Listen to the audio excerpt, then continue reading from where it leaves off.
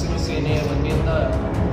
9ನೇ ತಾರೀಕು ಅಂದರೆ ಚಳಿಗಾಲದ ಅಧಿವೇಶನ ಪ್ರಾರಂಭ ದಿನದಂತೆ ರಾಜ್ಯಾದ್ಯಂತ ಎಲ್ಲ ಜಿಲ್ಲೆಯ ಮೂಲೆ ಮೂಲೆಗಳಿಂದ ಕೂಡ ವಿಧಾನಸೌಧಕ್ಕೆ ಗುತ್ತಿಗೆ ಆಗ್ತಕ್ಕಂಥ ಕೆಲಸವನ್ನು ನಾವು ಮಾಡ್ತಾ ಇದ್ದೀವಿ. ಈಗಾಗಲೇ ಸರ್ಕಾರ 3 ಕೃಷಿ ಕಾಯ್ದೆಗಳನ್ನು ವಾಪಸ್ ತೆಗೆದುಕೊಳ್ತಾ ಇಲ್ಲ ಹಾಗೂ ರಾಜ್ಯದ ನೀರಾವರಿ ಯೋಜನೆಗಳಾದಂಥ ಕೃಷ್ಣಾ ನದಿಗೆ ಆಲಿಮಟ್ಟಿಗೆ ಎತ್ತರ ಮಾಡೋದಕ್ಕೆ ಸುಪ್ರೀಂ ಕೋರ್ಟ್ ಆದೇಶ ಕೊಟ್ಟರೂ ಕೂಡ ಸರ್ಕಾರ ಅದರ ಬಗ್ಗೆ ಕಾರ್ಯನಿರತವಾಗಿಲ್ಲ ಹಾಗೂ ರಾಜ್ಯದ ಕೆರೆಗಳನ್ನು ನೀರು ತುಂಬಿಸ್ತಕ್ಕಂಥ ಕೆಲಸಕ್ಕೆ ಇವತ್ತಿಗೂ ಕೂಡ ಸರ್ಕಾರ ಕೈ ಹಾಕಿಲ್ಲ ಮತ್ತು